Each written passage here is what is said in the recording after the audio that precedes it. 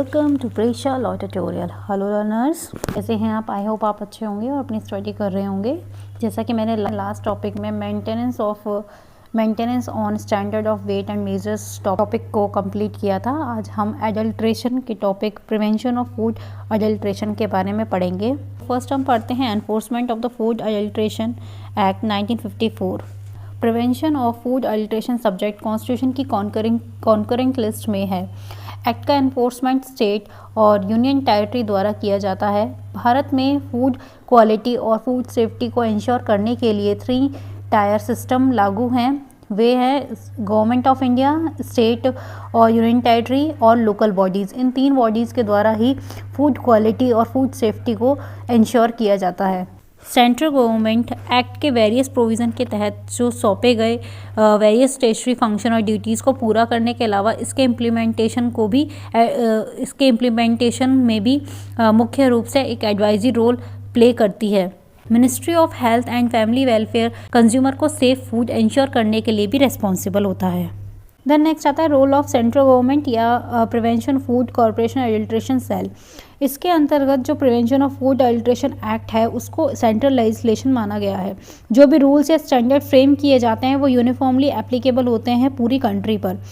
जो framing of rules या standards हैं उनकी फॉलोइंग एक्टिविटीज़ होती हैं जो कि minister of health and welfare द्वारा की जाती हैं। तो पहला आता है फूड से रिलेटेड जो भी लॉ इम्प्लीमेंट किए जाते हैं वो यूनिफॉर्मली स्टेट और लोकल बॉडी क्लोज लाइसेंस मतलब क्लोज कांटेक्ट में रहें, मतलब संपर्क बनाए रखें। देन दूसरा आता है स्टेट की एक्टिविटीज़ को मॉनिटर करना। तो इसमें पहला आता है कलेक्ट करना पीरियडिकली रिपोर्ट्स, फूड लॉज के वर्किंग पर समय समय पर रिपोर्ट कलेक्ट करना और फूड पॉइजनस केस हैं उसकी रिपोर्ट को लेना और स्टेट में विजिट करना टाइम टू टाइम। उनकी एक्टिविटीज़ को मॉनिटर करने का काम सेंट्रल गवर्नमेंट करती है। देन आता है इंट्रोडक्शन। क्या है? तो इंट्रोडक्शन में एडल्ट्रेशन के बारे में बताया गया है। एडल्ट्रेशन का मतलब होता है जब किसी सेल या प्रॉफिट को इंक्रीज करने के लिए किसी भी सब्सटेंस में फ्रॉडलेंट मतलब धोखे के तरीके से अदर सब्सटेंस का मिलाने को ही हम एडल्ट्रेशन कहते हैं। इसका अर्थ है जो फॉरेन सब्सटेंस है उसके एडिशन होने से फूड सब्सटेंस की जो क्वालिटी है उसको उसमें कमी कर देना और किसी भी फूड सब्सटेंस की जो क्वांटिटी है उसे बढ़ाने के लिए उसकी क्वालिटी को कम करने के लिए उसमें जो भी सब्सटेंस मिलाया जाता है उसे एडल्ट्रेंट कहा जाता है। फॉर एग्जाम्पल मस्टर्ड में हमेशा आटे मतलब फ्लोर या फिर अर्गेमोन सीड्स की मिलावट की जाती है। काली मिर्च में बल्क या फिर वेट बढ़ाने के लिए और मील या फिर स्टार्च या जिप्सम या किसी भी प्रकार की जो भी गंदगी है उसकी मिलावट की जाती है। तो इस सब चीज़ों को रोकने के लिए prevention of food adulteration act 1954 में बना और इंडिया में मिलावट की जो भी बुराइयां थी उसके लिए कॉग्निजेंस इस एक्ट के द्वारा लिया जाता है। देन आता है history of the act. Food adulteration से शुरू से IPC 1860 जो कि सेक्शन इसके अंदर जो सेक्शन है 269 से 275 के तहत इसके अंदर एडल्ट्रेशन के बारे में सेक्शंस दिए गए हैं। IPC ने ऐसे एक्ट को 4 कैटेगरीज में डिवाइड किया था।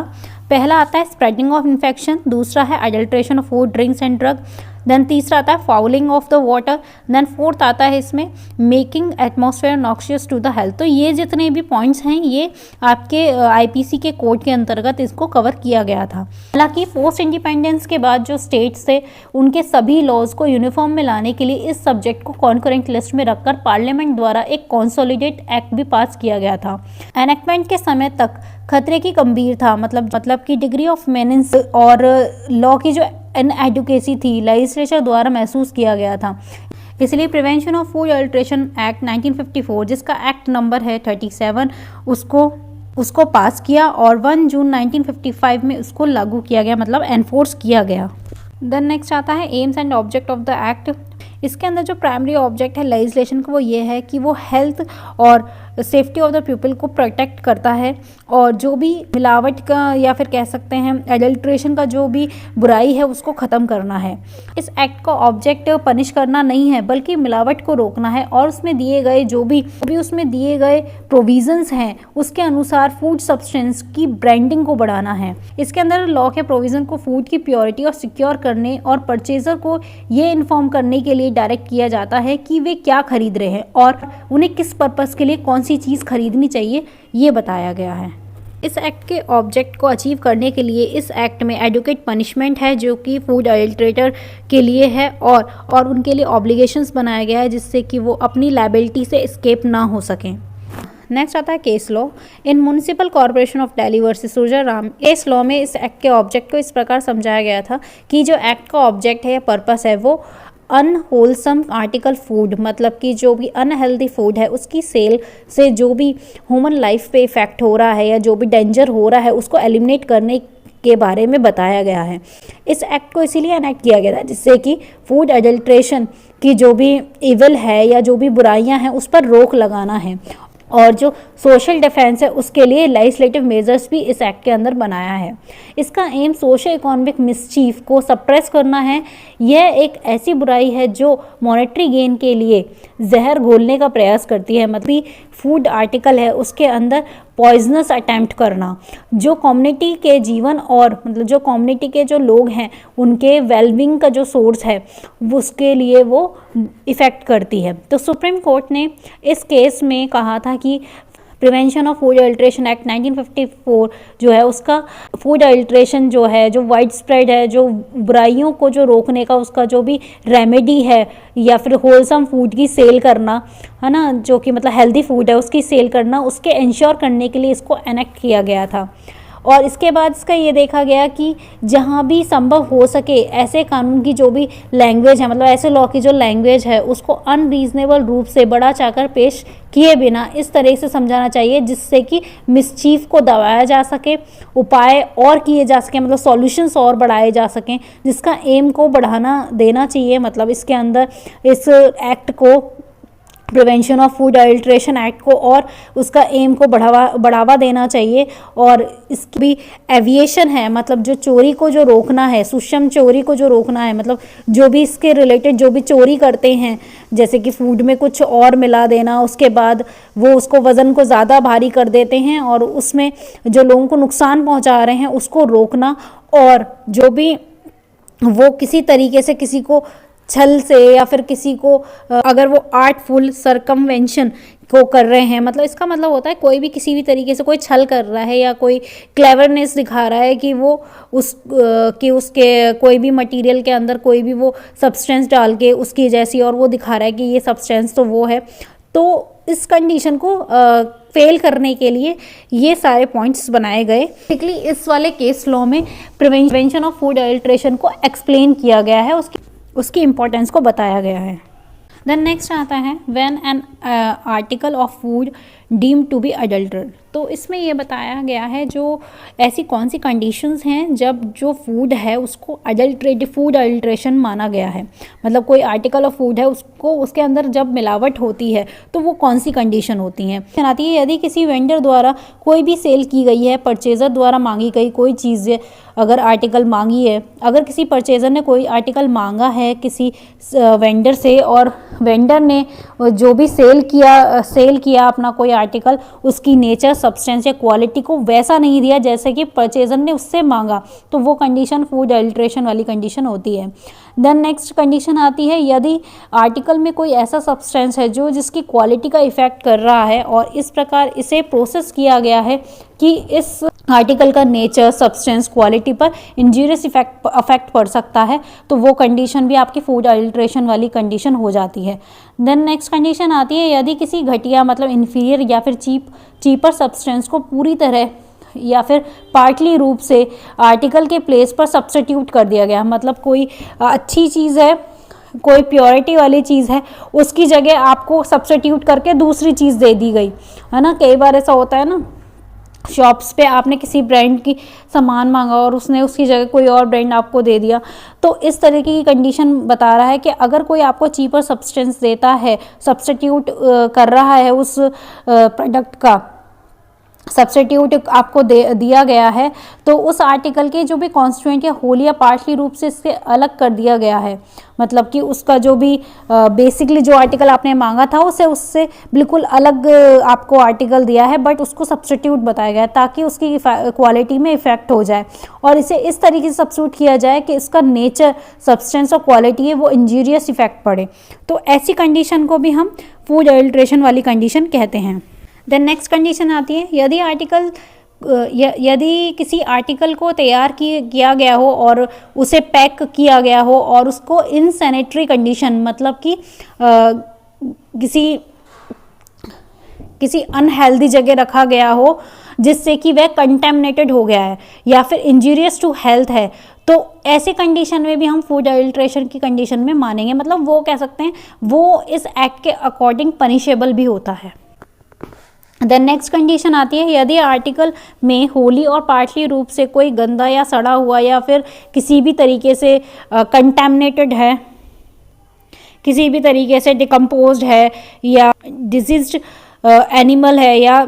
वेजिटेबल सब्सटेंस है या कोई भी इंसेक्ट इन्फेस्टेड, मतलब कीट संक्रमित बोलते हैं इसको, और इसके अलावा इनसे रिलेटेड कोई भी ऐसा आर्टिकल है जो कि अनफिट है ह्यूमन कंजप्शन के लिए, अगर कोई इस तरीके का आर्टिकल को बेचता है, बनाता है, तो उसको भी पनिश किया जाता है under this act. The next आता है, अगर आर्टिकल को ऑब्टेन किया गया है फ्रॉम द डिजीज्ड एनिमल, तो वो भी आपके फूड एडल्ट्रेशन में आता है। द नेक्स्ट कंडीशन आती है, यदि आर्टिकल का कोई पॉइजनस या फिर अदर इंग्रेडिएंट जो इंजरियस टू हेल्थ है, वो भी कंडीशन आपकी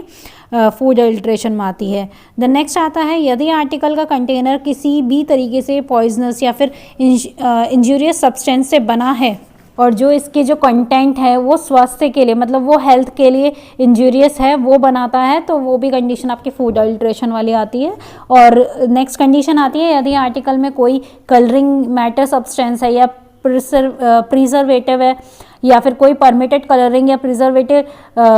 उसकी लिमिट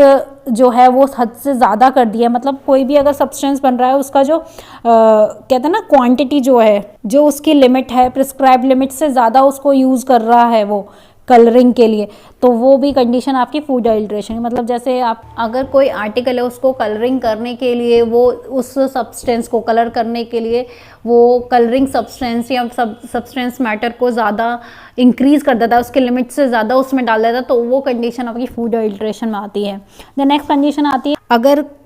आर्टिकल की क्वालिटी या प्योरिटी जो है वो बिलो द प्रिस्क्राइब्ड स्टैंडर्ड होती है, या जो उससे रिलेटेड जो कॉन्स्टिट्यूएंट हैं उसका प्रोपोर्शन अदर स्टैंडर्ड पे जाता है, या फिर जो कॉन्स्टिट्यूएंट है उसके अंदर जो प्रोपोर्शन है वो other than the prescribed standard के होता है, या फिर वो इस तरीके से हो कि वो इंजूरियस टू हेल्थ हो, आर्टिकल इंजूरियस टू हेल्थ हो, तो उस कंडीशन में भी हम फूड एडल्ट्रेशन मानेंगे। देन इसके अंदर एक और पॉइंट ऐड होता है कि अगर दूध में पानी भी मिलाया जाता है तो वो भी एक प्रकार का एडल्ट्रेशन में की कैटेगरी में ही आता है। तो इन पॉइंट्स में ये बताया गया है कि कौन कौन सी कंडीशन है जब फूड आर्टिकल को एडल्ट्रेशन माना जाता है। देन नेक्स्ट आता है कि फूड आर्टिकल को कब मिस ब्रांडेड माना जाता है, मतलब किसी भी फूड आर्टिकल को मिस ब्रांडेड माना जाएगा, कब माना जाएगा, तो उसकी कंडीशंस दे रखे हैं। फर्स्ट कंडीशन आती है जब कोई आर्टिकल ऑफ फूड है उसका इमिटेशन किया था। इमिटेशन का मतलब होता है नकल करना, उसकी कोई नकल है, उसकी ही कोई कॉपी है या फिर कोई सब्स्टिट्यूट है या फिर उस प्रोडक्ट पे धोखा दे, मतलब उसके जैसा दिखने वाला कोई भी आर्टिकल है, कोई और फूड आर्टिकल आपको बेच रहा है या फिर आपको दे रहा है और उसके पर जो भी लेबल था वो नहीं लगाया गया है ताकि उसका वास्तविक जो भी ट्रू करेक्टर है वो दर्शाया जा सके, मतलब वो इंडिकेट किया जा सके। तो इस कंडीशन को हम क्या बोलते हैं, मिस ब्रांडेड बोलते हैं। मतलब कि एग्जांपल कि आप किसी ब्रांड की कोई भी थिंग आप यूज़ कर रहे हैं और उसके जैसे दिखने वाला, अगर आपको कोई उसके जैसे दिखने वाला कोई प्रोडक्ट देता है और उसके ब्रांड को नहीं दिखाता है, वो बस उसी कलर को उसकी सेम कॉपी होती है तो वो आपको बेच रहा है, तो वो भी एक फूड एडल्ट्रेशन का ही पार्ट है, क्योंकि आप उसको वो कंडीशन आपकी मिस ब्रांड वाली कंडीशन हो जाती है और आप गलत चीज़ को यूज़ कर लेते हैं उस जगह। नेक्स्ट आता है, यदि इसे किसी प्लेस या देश या फिर कंट्री के प्रोडक्शन का झूठा दावा किया जाता है कि मतलब कि ये जो प्रोडक्ट है ये उस प्लेस का है या फिर ये उस कंट्री का है, तो अगर उसका कोई फॉल्सली स्टेटेड कर रहा है तो उस कंडीशन को भी हम मिस ब्रांडेड कंडीशन कहते हैं। देन थर्ड आता है, यदि इसे ऐसे नाम से बेचा जाता है कि जो किसी अनदर आर्टिकल ऑफ फूड से संबंधित है या फिर रिलेटेड है, तो ऐसी कंडीशन को भी मिस ब्रांड कहते हैं। देन फोर्थ कंडीशन आती है, यदि इसे इतना कलर्ड, फ्लेवर्ड या फिर कोटेड या पाउडर्ड या फिर पॉलिश किया गया है कि वस्तु की किसी भी, मतलब आर्टिकल के किसी भी इमेज को छिपाया जा सके या यह ऐसे अपीयर किया जाए कि ये रियल वैल्यू से ग्रेटर वैल्यू पर है, तो ऐसी कंडीशन को भी मिसब्रांड कहते हैं। नेक्स्ट कंडीशन आता है यदि लेवल पर या अदरवाइज इसके लिए फॉल्स क्लेम किया गया है, इस प्रोडक्ट के लिए फॉल्स क्लेम किया जाता है, तो उस कंडीशन को भी मिसब्रांड कहते हैं। देन नेक्स्ट आता है यदि जब मैन्युफैक्चरर द्वारा सील्ड या फिर प्रिपेयर्ड पैकेजेस में बेचा जाता है, तो एवरी पैकेज की कंटेंट्स उसके बाहर क्लियरली करेक्टली स्टेटेड से और सही ढंग से नहीं बताई गई है, तो उस कंडीशन को भी मिसब्रांड करते हैं। जैसे फॉर एग्जांपल अगर आप कोई आर्टिकल खरीदते हैं तो उसके बाहर पूरी डिटेल्स दी जाती हैं, तो उस कंडीशन के लिए बोल रहा है। अगर उसने पूरी डिटेल्स नहीं दी हैं तो उस कंडीशन को भी मिसब्रांड कंडीशन कहते हैं। देन नेक्स्ट आता है यदि इसमें जो भी कंटेनिंग पैकेज है और अपनी कंटेंट्स के संबंध में, मतलब कंटेंट से रिलेटेड वो किसी भी तरीके से डिसेप्टिव है, जैसे कि लेबल, स्टेटमेंट, डिज़ाइन या डिवाइस है, वो डिसेप्टिव नेचर की है या मिसलीड कर रही है, तो उस कंडीशन को भी मिसब्रांड कहते हैं। देन नेक्स्ट आता है यदि पैकेज पर या फिर उस पर लगे जो लेबल है उस आर्टिकल के जो भी मैन्युफैक्चर के रूप में किसी भी तरीके से फिक्शियस इंडिविजुअल या कंपनी का नाम है, तो उस कंडीशन को भी मिसब्रांड कंडीशन कहते हैं। नेक्स्ट आता है जब भी कोई फूड आर्टिकल है वो रिप्रेजेंट कर रहा है कि वो एक स्पेशल डाइटरी यूजेस के लिए है, तो उसको जब तक नहीं माना जाएगा जब तक कि उसके अंदर जो लेबल है ना, तो जो उसके अंदर लेबल है वो ये प्रिस्क्राइब्ड इन्फॉर्मेशन ना दे दे कि ये रिलेटेड डाइटरी प्रॉपर्टीज से रिलेटेड है। तो जब तक कि कोई कहते हैं ना, जब तक कि कोई प्रिस्क्राइब्ड इन्फॉर्मेशन नहीं होगी जब तक उसको उस आर्टिकल को मिसब्रांडेड ही माना जाएगा। देन नेक्स्ट पॉइंट आता है यदि फूड आर्टिकल में अगर कोई आर्टिफिशियल फ्लेवरिंग कलरिंग या फिर केमिकल प्रिजर्वेटिव शामिल है और उसके लेवल पर ये भी डिक्लेयर किए बिना कि ये इस एक्ट के जो भी रूल्स हैं उस या फिर जो रिक्वायरमेंट है उसका वायलेशन कर रहा है, तो उस कंडीशन में हम उस आर्टिकल को मिसब्रांड कहेंगे। और प्रिजर्वेटिव का मतलब होता है कि इसके अंदर एक ऐसा सब्सटेंस है जो कि फूड आर्टिकल में मिलाया जाता है और जिससे कि फूड के डिकम्पोजिशन, एसिडिफिकेशन या प्रोसेस ऑफ फ्रेगमेंटेशन को रोकना है या फिर धीमा करना है। मतलब इसके अंदर कोई भी ऐसी सब्सटेंस को डालते हैं जिससे कि ये जल्दी डिकम्पोज ना हो, है ना। तो अगर वो ज़्यादा मात्रा में डाला जाता है तो उस कंडीशन में ये प्रिवेंशन ऑफ फूड अडल्ट्रेशन के लिए ये रिस्ट्रिक्शन कंडीशन हो जाती है। देन लास्ट पॉइंट में बताया गया है कि अगर कोई फूड आर्टिकल है और उसको लेबल नहीं करा गया है, उसके अंदर लेबल नहीं है according with the requirement of this act, जो इस एक्ट के रिक्वायरमेंट के अकॉर्डिंग होना चाहिए और उसके रूल्स के अंदर वो आता है, अगर इस तरीके से कोई लेबल नहीं लगा हुआ है फूड आर्टिकल के अंदर तो वो मिसब्रांड के अंतर्गत आएगा। और मिसब्रांड जो है ये कंडीशन ये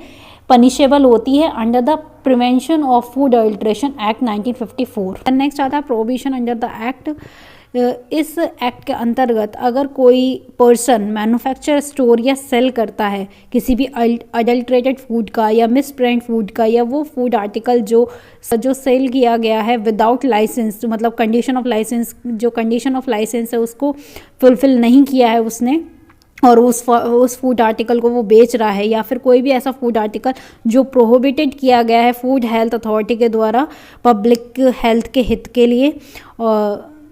या फिर ऐसा कोई फूड आर्टिकल जिसके लिए प्रोविज़न बनाया गया है कि वो उस एक्ट के अकॉर्डिंग वो प्रोहिबिटेड है, और या फिर कोई भी अडल्ट्रेंट सब्सटेंस है, तो उस कंडीशन में इस एक्ट के अकॉर्डिंग वो प्रोहिबिशन हो जाएगा। देन इन पॉइंट्स के अंतर्गत ये बताया गया है कि प्रिवेंशन ऑफ फूड अडल्ट्रेशन के अंदर कौन कौन सी कंडीशन है जो कि प्रोहिबिटेड कंडीशंस होती हैं, प्रोहिबिशन किया जाता है। तो देन नेक्स्ट आता है फूड इंस्पेक्टर का अपॉइंटमेंट सेंट्रल गवर्नमेंट के द्वारा किया जाता है और स्टेट गवर्नमेंट के द्वारा किया जाता है फॉर द लोकल एरियाज़, ठीक है। देन नेक्स्ट आता है क्वालिफिकेशन। तो मेडिकल ऑफिसर इंचार्ज जो होता है हेल्थ एडमिनिस्ट्रेशन का लोकल एरिया का, वो इसके अंतर्गत आता है। क्वालिफिकेशन अब आती है क्वालिफिकेशन फूड इंस्पेक्टर की क्या क्वालिफिकेशन होनी चाहिए। तो मेडिकल ऑफिसर इंचार्ज होना चाहिए हेल्थ एडमिनिस्ट्रेशन लोकल एरिया का, या ग्रेजुएट होना चाहिए मेडिसिन में with a minimum 1 month training inspection of food sampling work, किसी भी इंस्टीट्यूशन से जो कि अप्रूव किया जाएगा सेंट्रल गवर्नमेंट या स्टेट गवर्नमेंट का। देन सी पॉइंट में आता है वो ग्रेजुएट होना चाहिए science with the chemistry agriculture pharmacy veteran science food technology dairy technology public health diploma holder in food and dairy technology equivalent qualification होनी चाहिए। Minimum 3 month satisfactory practical training होनी चाहिए इंस्पेक्शन ऑफ फूड के लिए, और वो जो training approve किया जाएगा वो सेंट्रल गवर्नमेंट या स्टेट गवर्नमेंट द्वारा होना चाहिए। तो ये सारी क्वालिफिकेशन होती है फूड इंस्पेक्टर की। तो duties of the food inspector, food inspector की क्या क्या ड्यूटी होती है। तो पहला है कि फूड इंस्पेक्टर इंस्पेक्ट करता है कि कोई भी फूड आर्टिकल है उसकी मैन्युफैक्चर, उसकी स्टोरेज, सेल, इन सारी कंडीशन को सेटिस्फाई होके इस प्रोविज़न के तहत उसके पास ये पावर है कि वो इंस्पेक्ट कर सकता है इस्टेब्लिशमेंट फॉर लाइसेंस के लिए। देन नेक्स्ट आता है कि वो इंक्वायरी कर सकता है अगर उसे कोई कंप्लेन मिलती है about the quality of food, या फिर वो इंस्पेक्शन कर सकता है उसका अकॉर्डिंगली।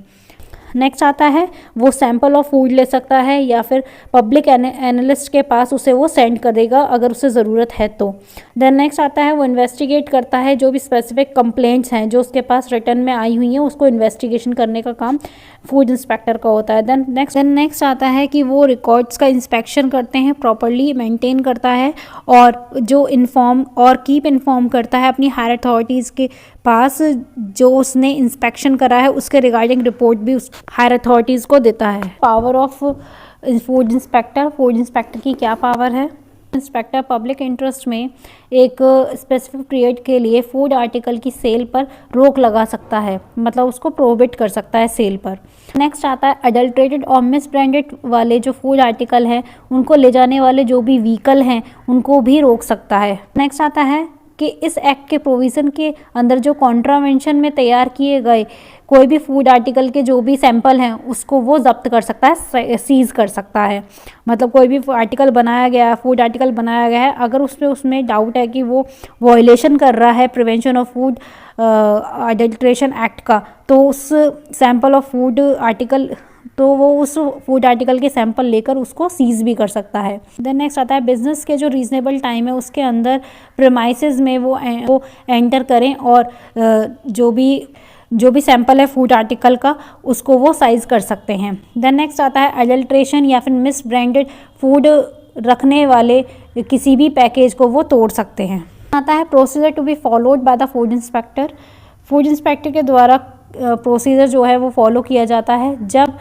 जब कोई फूड इंस्पेक्टर एनालिसिस के लिए सैंपल ऑफ फूड लेता है। पहला आता है वो नोटिस दे सकता है राइटिंग में, और जो उसका इंटेंशन है वो एनालाइज करेगा उस पर्सन को कि जिससे कि उससे सैंपल लेना है, और उस पर्सन का जो नेम, एड्रेस या फिर कोई भी उससे रिलेटेड कोई भी पर्टिकुलर्स या फिर कोई भी जानकारी है उसे डिस्क्लोज करना पड़ेगा उसे जो उससे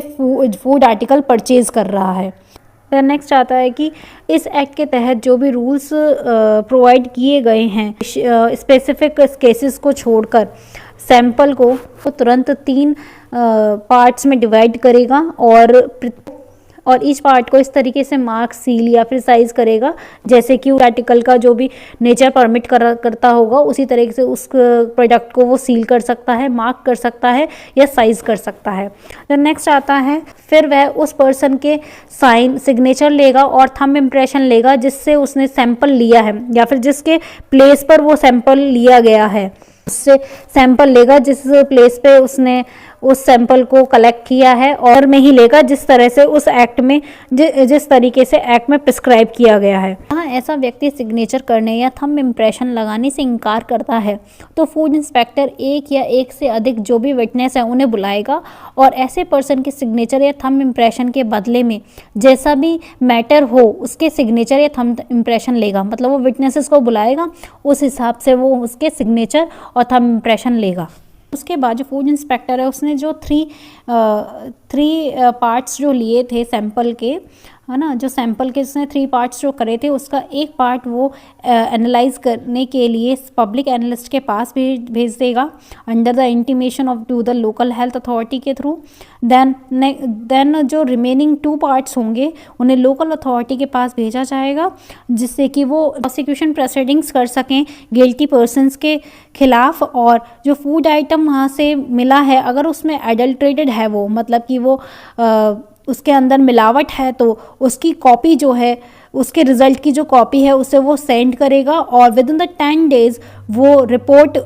रिसीव करके अप्लाई करेगा कोर्ट में sample of article of food को, जो कि लोकल अथॉरिटी के द्वारा ली गई है और एनालाइज की गई है सेंट्रल फूड लेबोरेटरी के द्वारा। अगर सैंपल सेंड किया गया है पब्लिक एनालिस्ट के द्वारा, अगर वो लॉस्ट हो जाता है, डैमेज हो जाता है लोकल अथॉरिटी हेल्थ अथॉरिटी के द्वारा, तो उसकी रिक्वेजिशन के लिए पब्लिक एनालिस्ट या फूड इंस्पेक्टर जो है वो एक पार्ट जो है सैंपल का वो सेंड कर सकता है पब्लिक एनालिस्ट को एनालाइज करने के लिए, क्योंकि जो फूड इंस्पेक्टर है वो 3 सैंपल लेता है, तो उसमें से जो एक अगर उसका वो जो सैंपल है वो डैमेज हो जाता है जो उसने पहले भेजा था, तो वो दोबारा से वो अपने पास जो बाकी रिमेनिंग में से एक सैंपल जो एक सैंपल पार्ट ऑफ सैंपल है उसे वो एनालाइज करने के लिए पब्लिक एनालिस्ट पे भेज सकता है। देन नेक्स्ट आता है विद इन द 7 डेज जब रिपोर्ट रिसीव हो जाती है पब्लिक एनालिस्ट के पास, तो उस फूड को साइज किया जाता है अंडर द सेक्शन 10 क्लॉज 4 में और उसे प्रोड्यूस किया जाता है मजिस्ट्रेट के सामने। देन ये सारी चीज़ जो है ये प्रोसीजर में आता है कि फूड इंस्पेक्टर किस प्रोसीजर से सैंपल कलेक्ट करता है उस आर्टिकल का, और उस सैंपल को कलेक्ट करके वो 3 पार्ट्स में डिवाइड करता है और 3 पार्ट्स में वो एक पार्ट पब्लिक एनालिस्ट को देता है और जो रिमेनिंग 2 पार्ट्स हैं उन्हें लोकल अथॉरिटी के पास भेजता है। और अगर ऐसी कंडीशन में भी बताया गया है कि अगर पब्लिक एनालिस्ट के पास जो सैंपल है वो लॉस्ट हो जाता है, डैमेज हो जाता है, तो उसमें से ही वो रिमेनिंग जो 2 पार्ट्स हैं उसमें से एक पार्ट वो सैम्पलिंग के लिए दे सकता है, सैंपल के लिए दे सकता है पब्लिक एनालिस्ट को। तो इन सब प्रोसीजर को करने के लिए जो है इन सब प्रोसीजर को कंप्लीट किया जाता है फूड इंस्पेक्टर के द्वारा। नेक्स्ट आता है अथॉरिटीज़ अंडर द एक्ट। तो इसके अंदर इंपॉर्टेंट अथॉरिटीज़ आती हैं। पहला फूड इंस्पेक्टर जो सेक्शन 9 में बताया गया है। देन दूसरा आता है पब्लिक एनालिस्ट जो सेक्शन 8 में बताया गया है। देन आती है central committee for food standard जो सेक्शन 3 में बताया गया है। ये इस्टेब्लिश किया जाता है सेंट्रल गवर्नमेंट के द्वारा और सेंट्रल गवर्नमेंट और स्टेट गवर्नमेंट जो है वो एडवाइज़ करती हैं और साथ में काम करती है इन मैटर्स पे, जो कि एडमिनिस्ट्रेशन संभालती हैं ये इस prevention of food adulteration act का, और इनसे रिलेटेड जो भी अदर फंक्शंस हैं उनको असाइन करती हैं। देन नेक्स्ट आता है सेंट्रल फूड लेबोरेटरी जो है ये इस्टेब्लिश की जाती है सेंट्रल गवर्नमेंट के द्वारा, और सेंट्रल गवर्नमेंट की ये इसमें सेंट्रल गवर्नमेंट की पावर है कि ये इसके अंदर ये फंक्शंस को करती है, जिसमें कि ये सेंट्रल फूड लेबोरेटरी को चलाती है अंडर सेक्शन 4 के अकॉर्डिंग इसको बताया गया है। देन अभी हमने prevention of food adulteration act 1954 को कंप्लीट कर लिया है। हम मिलते हैं अपने नेक्स्ट टॉपिक के साथ, जिसका ड्रग एंड कॉस्मेटिक एक्ट 1940 के उसके अंदर प्रोविजंस हैं। सो तब तक के लिए thank you for watching my videos. For more videos watch, study, like and subscribe my channel.